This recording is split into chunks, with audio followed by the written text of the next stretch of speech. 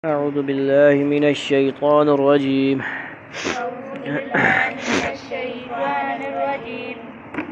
بسم الله الرحمن الرحيم. وقال الذين كفروا لرسلهم لنخرجنكم من أرضنا أو لتعودن في ملتنا. وقال الذين كفروا لرسلهم لنخرجنكم من أرضنا أو لتعودن في ملتنا. فأوحى إليهم ربهم لنهلكن الظالمين.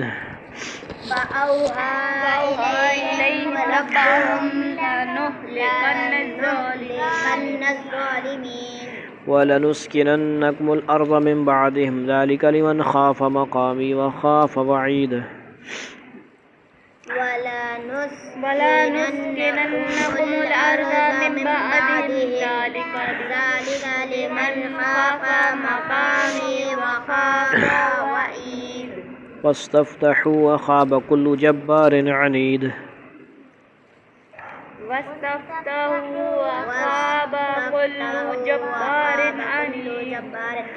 من ورائه جهنم ويسقى من ماء سديد. من ورائه جهنم ويسقى من ماء سديد. چیک کرو اس کو نکال کے دیا نا میں نے، پھر بھول گیا. اوپر سب سے اوپر لائن پہنچ گیا میں سب. يتجرعه ولا يكاد يسيغه ويأتيه الموت من كل مكان وما هو بميت. يتجرعه ولا يكاد يسيغه ويأتيه الموت من كل مكان وما هو بميت. ومن ورائه عذاب غليظ. ومن ورائه عذاب غليظ. مثل الذين كفروا بربهم أعمالهم كرماد اشتدت به الريح في يوم عاصف. مثل الذين كفروا بربهم أعمالهم اشتدت به الريح في يوم عاصف. كرماد اشتدت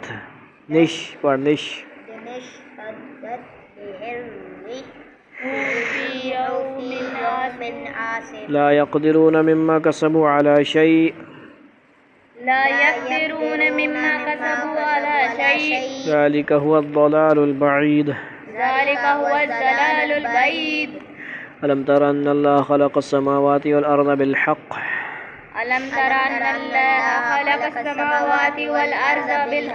إن يشأ يذهبكم ويأتي بخلق جديد.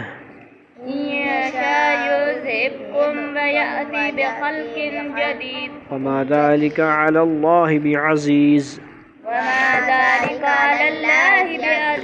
وبرزوا لله جميعا فقال الضعفاء للذين استكبروا إنا كنا لكم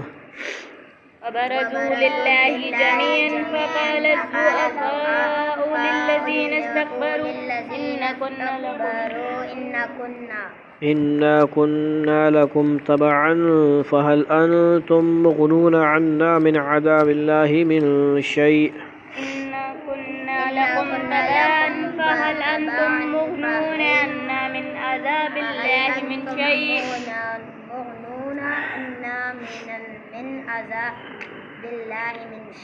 قالوا لو هدانا الله لهديناكم سواء علينا أجزعنا أم صبرنا ما لنا من محيص.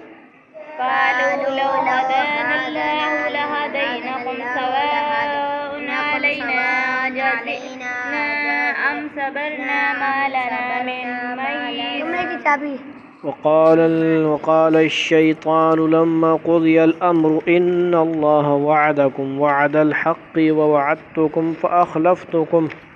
وقال الشيطان لما قضي الأمر إن الله وعدكم وعد الحق ووعدتكم فأخلفتكم. خلفتكم فأخلفتكم وما كان لي عليكم من سلطان إلا أن دعوتكم فاستجبتم لي فلا تلوموني ولوموا أنفسكم وما كان لي عليكم من سلطان إلا أن دعوتكم فاستجبتم لي فلا تلوموني ولوموا أنفسكم ما أنا بمصرخكم وما أنتم بمصرخي ما أنا بمصرخكم وما أنتم بمصرخي خی یا پہ شد ہے زبر اس کو پڑھو نا انی کفرت بما اشرکتمون من قبل ان الظالمین لهم عذاب علیم إني كفرت بما أشركتموني من قبل إن الظالمين لهم عذاب أليم.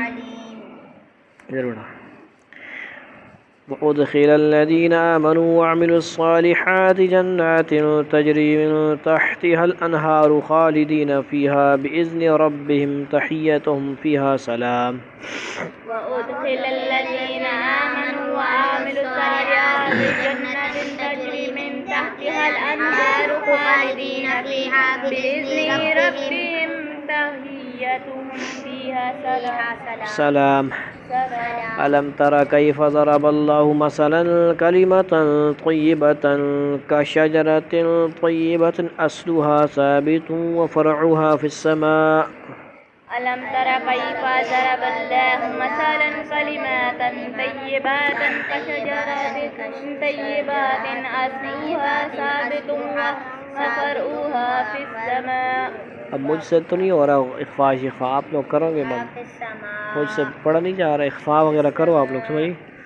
طیبتن پہ بھی ہے، کلمتن میں بھی ہے، شجرتن کا شجرتن میں بھی ہے، نہیں کر رہے ہو، آپ کا قصور ہے، مجھ سے تو پڑھا نہیں جا رہا نا صحیح.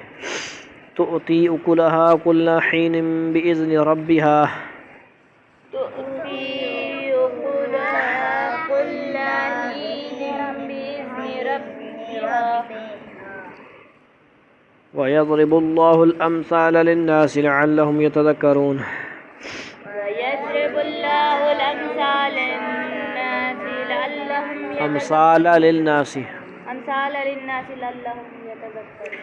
ومثل كلمة خبيثة كشجرة خبيثة اجتثت من فوق الأرض ما لها من قرار. ومثل كلمات خبيثة كشجرة خبيثة اجتثت من فوق الأرض ما لها من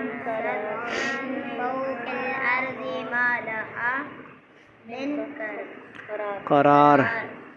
يثبت الله الذين آمنوا بالقول الثابت في الحياة الدنيا وفي الآخرة. يثبت الله الذين آمنوا بالقول الثابت في الحياة الدنيا وفي الآخرة. ويضل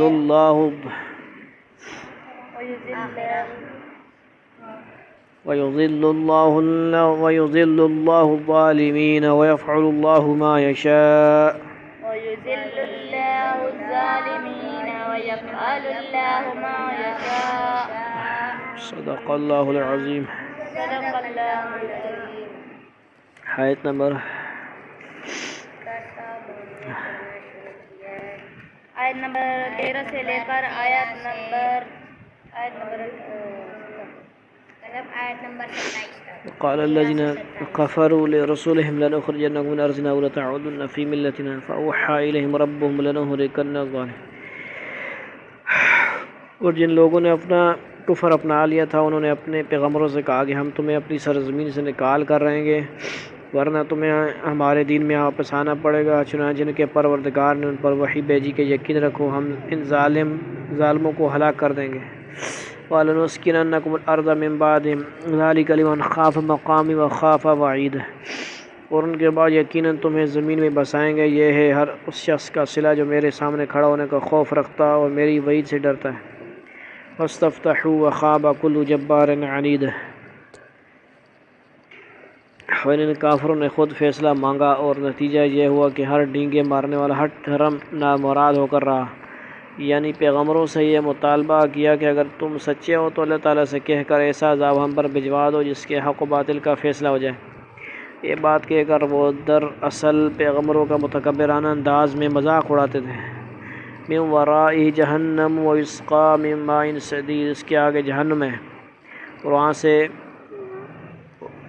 اور وہاں اسے پیپ کا پانی پلایا جائے گا۔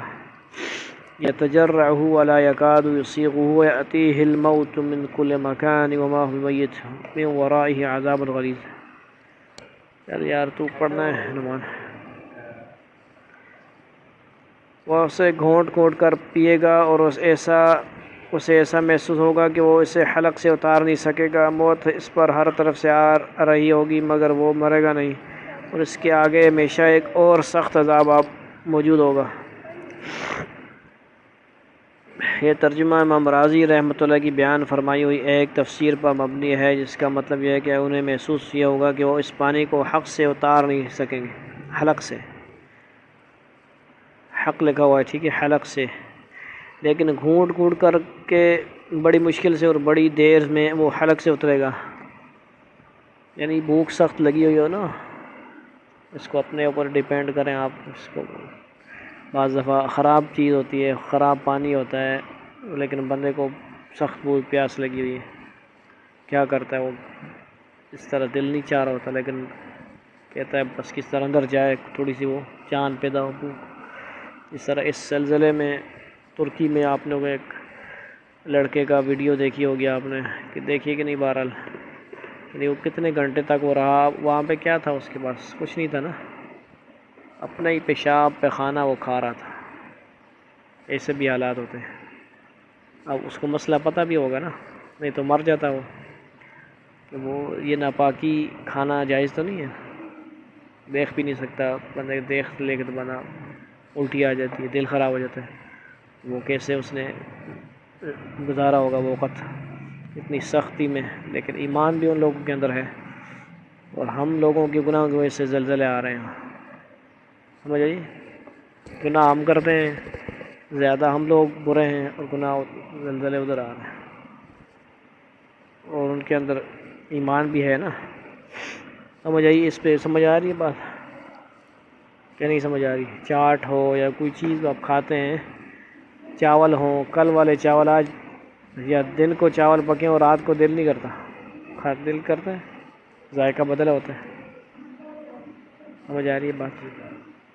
دن کو چاول کھانے کا اور مزہ ہوتا ہے، شام کو اور مزہ۔ جہنم میں وہ ایک پیاس کی اور بھوک کی، اس کو وہ ہوگی، اس کے اندر ایک مادہ رکھا جائے گا، جبکہ جنت والوں کے ہاں پیاس بھوک والا چکر نہیں ہوگا۔ سمجھ آئیے؟ ہر طرف سے، لیکن اور بڑی دیر میں وہ الگ سے اترے گا۔ سمجھ آئیے؟ ہر طرف سے موت آنے کا مطلب یہ ہے کہ عذاب کی جو مختلف صورتیں سامنے آئیں گی وہ ایسی ہوں گی جو دنیا میں جان لیوا اور موت کا سبب ہوتی ہیں، مگر وہاں ان کی وجہ سے انہیں موت نہیں آئے گی۔ یعنی ہر عذاب کے بعد ایک دوسرا سخت عذاب آنے والا ہوگا، تاکہ ایک ہی قسم کا عذاب سہ کر انسان اس کا عادی نہ ہو جائے، والعیاذ باللہ تعالی۔ یہ جہنم کی اس کا ذکر، ٹھیک ہے۔ مثل الذین کفروا بربہم اعمالہم کرماد اشتدت بہ الریح فی یوم عاصف لا يقدرون مما کسبوا علی شیء ذلک هو الضلال البعید۔ جن لوگوں نے اپنے رب کے ساتھ کفر کی روش اختیار کی ہے، ان کی حالت یہ ہے کہ ان کے اعمال اس راکھ کی طرح ہیں جسے آندھی و طوفان والے دن میں ہوا تیزی سے اڑا لے جائے۔ انہوں نے جو کچھ کمائی کی ہوگی اس میں سے کچھ ان کے ہاتھ نہیں آئے گا۔ یہی تو پرلے درجے کی گمراہی ہے۔ کافر لوگ دنیا میں اچھے کام بھی کرتے ہیں، ابو کی امداد وغیرہ۔ اللہ تعالیٰ کی سنت یہ ہے کہ ان کے ایسے اچھے کاموں کا بدلہ انہیں دنیا ہی میں دے دیا جاتا ہے، آخرت کا میں ان کا کوئی ثواب نہیں ملتا، کیونکہ وہاں ثواب ملنے کے لیے ایمان شرط ہے، مجھے کرنسی وہاں پہ ایمان کی، لہذا آخرت میں وہ اعمال ان کے کچھ کام نہیں آتے۔ اس کی مثال یہ دی گئی ہے کہ جس طرح راکھ کو آندھی اڑا کر لے جائے تو اس کا کوئی پتہ نشان نہیں ملتا، اسی طرح کافروں کے ان اعمال کو ان کا کفر کالعدم کر دے گا اور ان اعمال کا کوئی فائدہ ان کو آخرت میں نہیں ملے گا۔ ان لوگوں کو اس چیز کا بڑا خیال ہوتا ہے جو کافروں کے ساتھ رہتے ہیں، عیسائیوں کے ساتھ کام کرتے ہیں، جیسے سول ہاسپٹل میں اکثر عملہ عیسائیوں کا، کرسچن وغیرہ کا، خاص کر خاکروب صفائی کرنے والے مرد ہوں لڑکیاں ہوں اس میں ہوتے ہیں۔ ہمارا بھائی وغیرہ یا کوئی متاثر ہو جاتے ہیں نا، یار وہ بڑے اچھے ہیں، یہ اس آیت میں اس کا جواب دیا جا رہا ہے۔ ایمان نہیں ہے ان کے پاس، مسلمان نہیں ہیں، جتنے بچے اچھے بنتے رہیں، اخلاق سے بولتے رہیں، میٹھا بولتے رہیں، آپ کے اوپر خرچ کرتے رہیں، آپ کے ساتھ گپ شپ اچھی کریں، آپ تو سمجھ رہے ہوں گے یہ تو ہم سے اچھے ہیں جی، اور ہم نماز بھی نہیں پڑھتے، جمعے کی بھی نماز ہی نہیں ہے ہم، اور ہم اپنے آپ کو ان سے اچھا سمجھ رہے ہیں، لیکن ہیں اچھے ان سے جو نماز 50 سال میں بھی نہیں پڑھتا نا، ایک نماز بھی کلمہ پڑھتا ہے اور نماز کا مذاق نہیں اڑاتا، داڑھی کا مذاق نہیں اڑاتا، حج عمرے کو انکار نہیں کرتا، وہ ان کافروں سے کروڑوں درجے بہتر ہے جو جیسے بھی ہیں، اچھے ہیں برے ہیں دنیا کے حساب سے، کیونکہ اس کے پاس ایک ایمان کی ہے ایمان، اس ایمان کی وجہ سے یہ اگر ایسے ہی چلا جاتا ہے، کلمے پہ موت آتی ہے اس کو، تو وہاں پہ جب جائے گا تو یہ ان کافروں سے سزا اس کو ملے گی بھی نا، تو یہ نکل تو آئے گا نا، اس کا چانس تو ہے، لیکن ان کافروں کا چانس نکلنے کا، جہنم سے نکلنے کا چانس نہیں ہے۔ ادھر توجہ نہیں کرو گے تو پھر نہیں ہے، ادھر دیکھ رہے ہیں آپ۔ الم تر ان اللہ خلق السماوات والارض بالحق ان یشاء یذہبکم ویأتی بخلق جدید، کیا تمہیں یہ بات نظر نہیں آتی کہ اللہ نے آسمانوں اور زمین کو برحق مقصد سے پیدا کیا ہے، اگر وہ چاہے تو تم سب کو فنا کر دے اور ایک نئی مخلوق وجود میں لے آئے۔ سمجھ آئیے، 3G 4G کو ختم کر کے اللہ تعالیٰ ایک اور لے آئے۔ اس آیت کریمہ میں آخرت کی زندگی کا ضروری ہونا بھی بیان فرمایا گیا ہے، اور اس پر کافروں کو جو شبہ ہوتا ہے اس کا جواب بھی دیا گیا ہے۔ پہلے تو یہ فرمایا گیا ہے کہ اس کائنات کی تخلیق ایک برحق مقصد کے لیے کی گئی ہے، اور وہ مقصد یہی ہے اللہ تعالیٰ کے فرمانبرداروں کو انعام دیا جائے اور نافرمانوں اور ظالموں کو سزا ملے۔ اگر آخرت کی زندگی نہ ہوتی تو نیک اور بد سب برابر ہو جاتے ہیں، لہذا انصاف کا تقاضا یہ ہے کہ اس دنیا کے بعد ایک دوسری زندگی ہو جس میں ہر انسان کو اس کے مناسب بدلہ دیا جا سکے۔ رہا کافروں کا یہ اعتراض کہ مر کر مٹی میں مل جانے کے بعد انسان کس طرح دوبارہ زندہ ہوں گے، اس کا جواب اگلے جملے میں یہ دیا گیا ہے کہ بالکل عدم سے وجود میں لانا زیادہ مشکل کام ہے، جو مخلوق ایک مرتبہ وجود میں آ چکی ہو تو اس پر موت طاری کر کے اسے زندہ کر دینا اس کے مقابلے میں زیادہ آسان ہے۔ جب اللہ تعالیٰ پہلے مشکل کام پر قادر ہے تو اس دوسرے کام کی تو یقیناً قدرت رکھتا ہے۔ سمجھ آئیے، تو مردے جلا دو، دفنا دو، مٹی بن جائیں، جو مرضی کر دو، ہندو شندو یہ نہ سمجھ لے کہ بھائی دنیا میں ہی ختم ہو گیا، روح کسی اور میں جائے گی، ان کے عقیدے ہیں مختلف نا، ادھر سے نکل کے ادھر چلی گئی، مچھر کے اندر چلی جائے، مکھی کے اندر چلی جاتی ہے روح، فلاں فلمیں بھی بنائی ہوئی انہوں نے، مکھی وغیرہ، یہ اللہ معاف فرمائے، تو خاموش پیٹ وغیرہ، سمجھ آ رہی ہے۔ روح اللہ تعالیٰ کے پاس ہے، وہی سیمپل ہے، سمجھ لو، مطلب اپنے خیال میں آپ یہی سمجھ لیں نا، وہی سیمپل ہے اس بندے کا، اب اسی کے اندر آنی ہے، روح اللہ کے پاس ہے اس بندے کی، اسی کا جسم آئے گا، وہی تیار ہوگا، واپس اس میں ڈالی جائے گی، قیامت میں کھڑے ہوں گے جب حساب کتاب ہوگا، جنت والے جنت میں جائیں گے، جہنم والے جہنم میں جائیں گے، وہ کو الگ سے نہیں بنایا جائے گا، اللہ تعالیٰ بنانے والے چاہیں تو بنا سکتے ہیں، لیکن اسی انسان، اسی جسم نے اور اسی روح نے جب کارنامے سر انجام دیے ہیں تو انہی کو سزا اور جزا ہونی چاہیے نا۔ یعنی 100 سال ایک بندہ بیچارہ نفلیں پڑھتا رہا، یا 100 سال ایک بندہ کافر رہا یا پھر گناہ کرتا رہا، اب وہ جسم غائب ہو جائے اور اس کی جگہ دوسرے جسم کو سزا دی جائے تو کیا خیال ہے، زیادتی نہیں ہے؟ عقل بھی اس بات کو مانتی ہے نا، وہ اسی جسم کو لایا جائے گا، حاضر کیا جائے گا، اور ما ذالک علی اللہ بھی عزیز، اور یہ بات اللہ تعالیٰ کے لیے کچھ بھی مشکل نہیں، وہاں یار مار ویسے پانی نہ پی وبرزوا لله جميعا فقال الضعفاء للذين استكبروا إنا كنا لكم تبعا فهل أنتم مغنون عنا من عذاب الله من شيء قالوا لو هدانا لولا هديناكم سواء علينا أجزعنا أم صبرنا ما لنا من محيص. اور یہ سب لوگ اللہ کے آگے پیش ہوں گے. پھر جو لوگ یعنی دنیا میں کمزور تھے وہ بڑائی بکھارنے والوں سے کہیں گے کہ ہم تو تمہارے پیچھے چلنے والے سب لوگ تھے، تو کیا اب تم ہمیں اللہ کے عذاب سے بچا لو گے؟ وہ کہیں گے اگر اللہ نے ہمیں ہدایت دی ہوتی تو ہم بھی تمہیں ہدایت دے دیتے، چاہے ہم چیخیں چلائیں یا صبر کریں، دونوں صورتیں ہمارے لیے برابر ہیں، ہمارے لیے چھٹکارے کا کوئی راستہ نہیں ہے. سمجھائیے. وقال الشیطان لما قضی الامر ان اللہ وعدکم وعد الحق ووعدتکم فاخلفتکم وما كان لي عليكم من سلطان الا ان دعوتكم فاستجبتم لي فلا تلوموني ولوموا انفسكم ما انا بمصرخكم وما انتم بمصرخي انی کفرت بما اشرکتمونی من قبل ان الظالمین لهم عذاب علیم.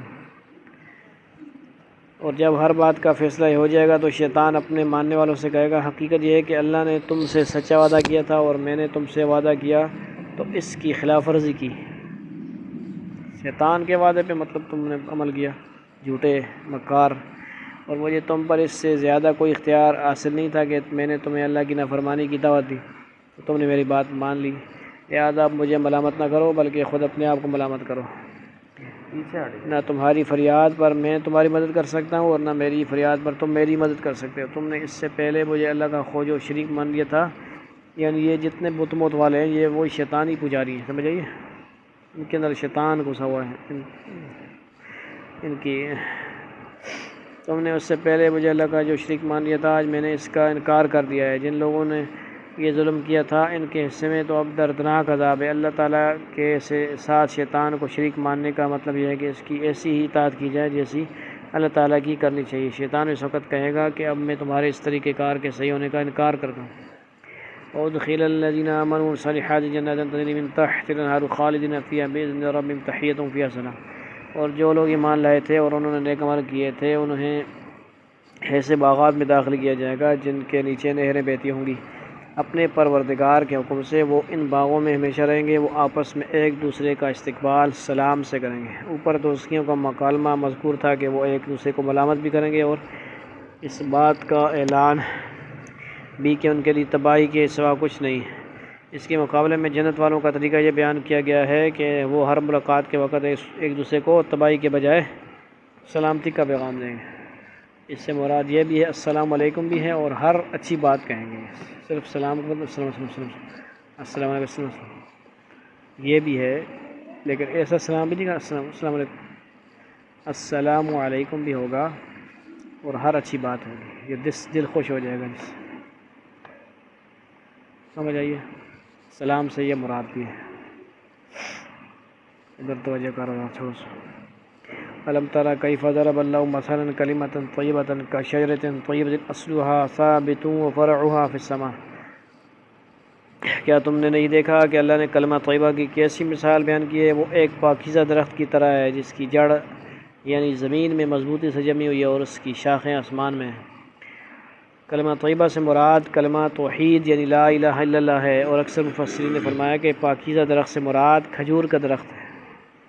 اس کی جڑیں زمین میں مضبوطی کے ساتھ جمی ہوتی ہیں اور تیز ہوائیں اور آندیاں اسے نقصان نہیں پہنچا سکتی، نہ اسے اپنی جگہ سے ہلا سکتی ہیں. اسی طرح جب توحید یعنی سیدھا بھی ہوتا ہے نا، فرعها فی السماء، یعنی بالکل کریکٹ مثال ہے نا. جڑیں کدھر ہوتی ہیں؟ زمین میں پھیلی ہوتی ہیں، مضبوط ہوتی ہیں، اور وہ درخت سیدھا ہوتا ہے. اس کے جو ٹہنیاں ہیں، ٹہنیاں میں نہیں ہیں کہ نہیں، ٹہنیاں ہیں جو بھی ہیں وہ بھی سیدھی اوپر جاتی ہے. یعنی کہ کوئی ادھر جا رہی ہے کوئی ادھر جا رہی ہے. یعنی وہ درخت کے ساتھ ساتھ جس کو کھجوریں اتارنی ہوتی ہیں نا، اس پہ بھی بڑا مشکل کام ہے. سارے پاکستانی ہوتے ہیں بیچارے، بنگالی شنگالی ہندو انڈیا کے، وہ اوپر چڑھ کے وہ کھجوریں بھی پھر اوپر تک گئی ہوتی ہیں. یہ نہیں کہ بھی نیچے ہی ہوں گے کھجوریں، سیڑھیاں بڑی لگا کے کرینے اور پتہ نہیں کیا کیا. کھجوریں اتارنا بھی بڑا آسان کام نہیں ہوتا. تو یہ مثال دی گئی ہے سمجھ آئیے، نہ اسے اپنی جگہ سے لا سکے۔ اسی طرح جب توحید کا کلمہ انسان کے دل و دماغ میں پیوست ہو جاتا ہے تو ایمان کی خاطر سے کیسی تکلیفوں یا مصیبتوں کا سامنا کرنا پڑے اس کے ایمان میں کوئی کمزوری نہیں آتی۔ چنانچہ آن حضرت صلی اللہ علیہ وسلم کے صحابہ کو ہر قسم کی اذیتیں دی گئیں، لیکن توحید کا جو کلمہ ان کے دل میں گھر کر چکا تھا، یعنی کھجور کا جو توحید کا درخت ان کے دل میں لگ چکا تھا، وہ کیسا مضبوط تھا۔ اس میں مصائب کی ان آندھیوں سے ذرا برابر تزلزل نہیں آیا۔ کھجور کے درخت کی دوسری صفت اس آیت میں یہ بیان فرمائی گئی ہے کہ اس کی شاخیں آسمان کی طرف بلند ہوتی ہیں اور زمین کی کثافتوں سے دور رہتی ہیں۔ اسی طرح جب توحید کا کلمہ مومن کے دل میں پیوست ہو جاتا ہے تو اس کے تمام نیک کام جو در حقیقت اسی کلمے کے شاخیں ہیں آسمان کی طرف بلند ہو جاتے ہیں، یعنی اللہ تعالیٰ تک پہنچ کر اس کی خوشنودی حاصل کرتے ہیں اور دنیا پرستی کی کثافتوں سے محفوظ رہتے ہیں۔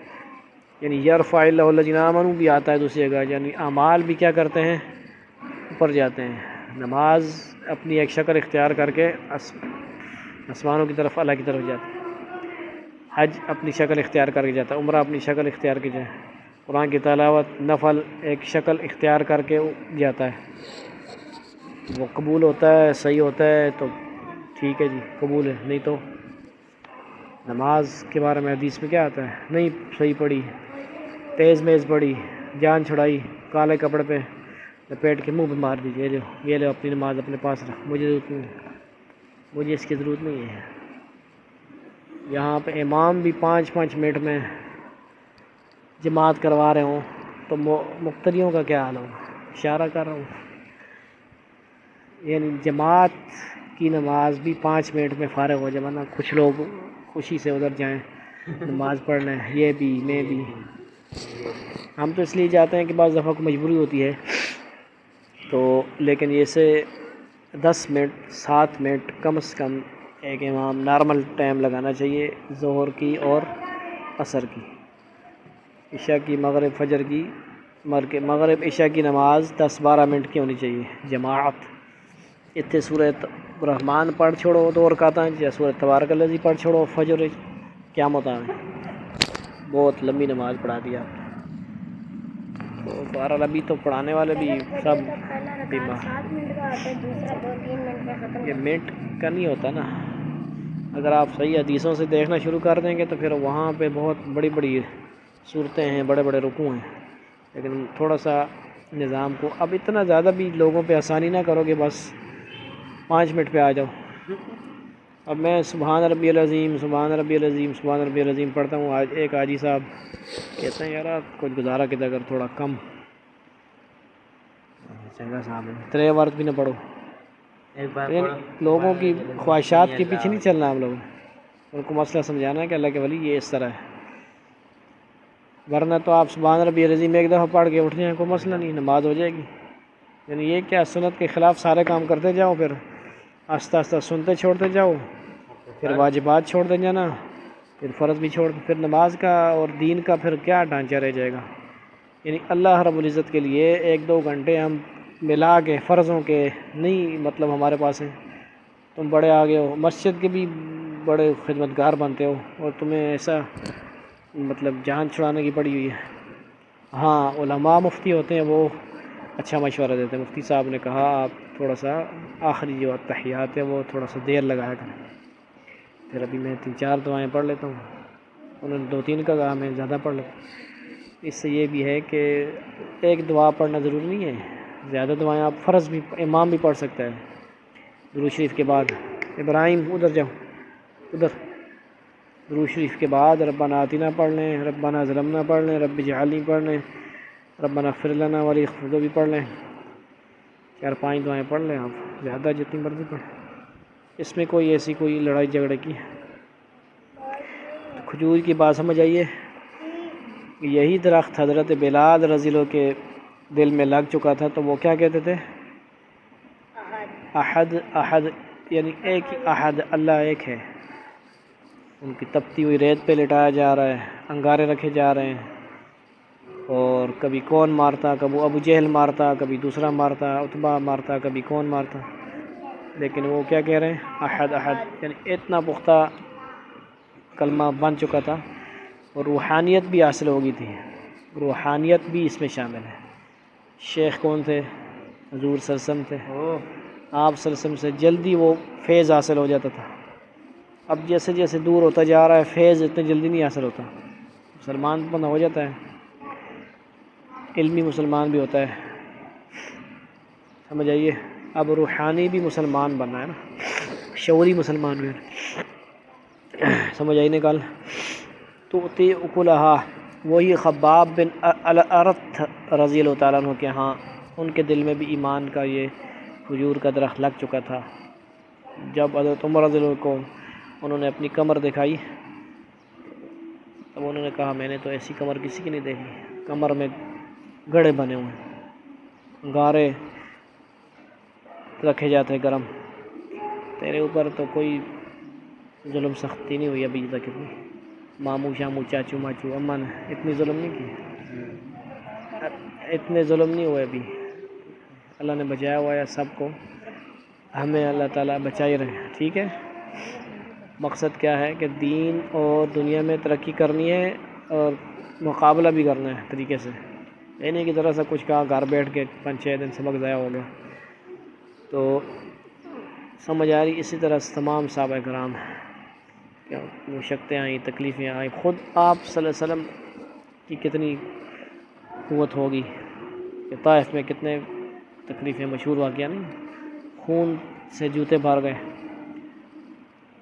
حضرت خباب ہی کہتے ہیں کہ میری چربی اور خون سے انگارے بجھتے تھے، بجھ جاتے تھے، لیکن ایسا ایمان ہم لوگوں کو ذرا سا کوئی تکلیف ہو جائے تو اللہ معاف فرما ہے، یہ پختہ ایمان بنانا ہے۔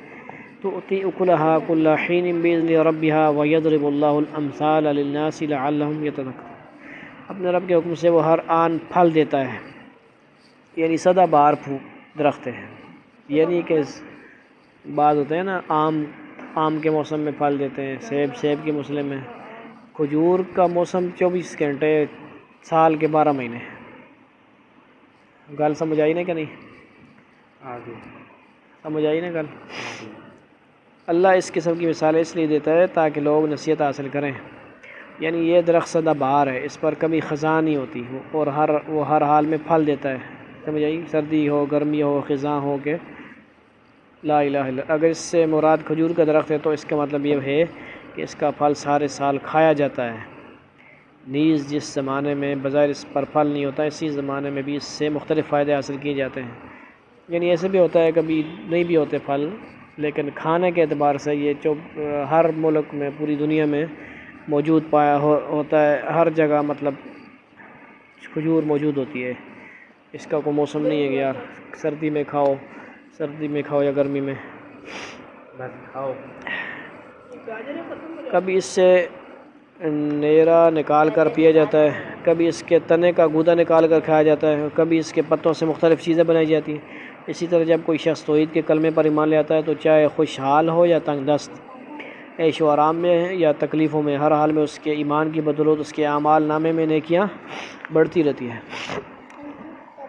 اور اس کے نتیجے میں اس کے ثواب میں بھی اضافہ ہوتا رہتا ہے۔ اور جو درخت توحید کے کلمے کا پھل ہے، وَمَثَلُ كَلِمَةٍ خَبِيثَةٍ كَشَجَرَةٍ خَبِيثَةٍ اجْتُثَّتْ مِنْ فَوْقِ الْأَرْضِ مَا لَهَا مِنْ قَرَارٍ۔ اب دوسرے کلمے کی بھی مثال سنیں آپ، ایک تو ایمان کی آپ نے بات سنی، کلمہ طیبہ تھا وہ، اب یہ کلمہ خبیثہ بھی سنو۔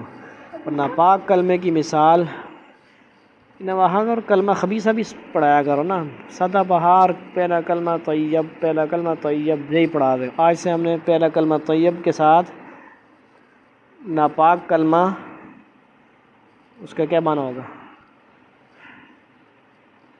مطلب ایسی چیزیں جو قرآن میں ہیں، یہ بھی آپ نئی چیزیں پیش کریں نا، بچوں کو ذہن میں ڈالیں، یعنی یہ دیکھو کتنی بری بات ہے، پہلا کلمہ طیب پہ میں نے پاک لا الہ الا اللہ، ترجمہ بھی نہیں یاد کرواتے، یعنی آج کل ماحول ایسا ہے نا، اس کی بات ہم ایک الگ سے قرآن و حدیث سے نکال کے چیزیں ایسی نکالیں کہ جو قرآن و حدیث میں بھی ہوں اور کچھ نئی بھی لوگوں کو لگیں کہ یار یہ کچھ الگ لگ رہے ہیں، سمجھ آئی نہیں بات۔ اور ناپاک کلمے کی مثال ایک خراب درخت کی طرح ہے جسے زمین کے اوپر سے اکھاڑ لیا جائے، اس میں ذرا بھی جماؤ نہ ہو، اس کا نام بھی نہیں لیا درخت کا، ناپاک کلمہ سے مراد کلمہ کفر ہے. کیا ہے؟ کفر کا کلمہ ہے. جیسے ہم چھٹے کلمے میں جن چیزوں سے پناہ مانگتے ہیں اللہم انی اعوذ بک، یعنی یہ چھٹے کلمے شلمے کوئی ایسے نہیں ہوائی چیزیں نہیں اپنی طرف سے کسی نے گڑھ لی ہوں. کچھ لوگ ایسے بھی اعتراض کرتے ہیں یہ کدھر سے آ گئے. ایک قرآن حدیث سے ہی ساری چیزیں لگی ہیں. ایک سمپل سا ایک چھوٹا سا مضمون نصاب بنایا گیا تاکہ ابتدائی بچوں کو وہ یاد ہو جائے. سمجھ آئیے؟ یہ باتیں نہیں سمجھ. اس کی مثال ایسا خراب درخت ہے جس کی کوئی مضبوط جڑ نہ ہو، بلکہ وہ جڑ جھنکاڑ کی شکل میں خود اگ آئے.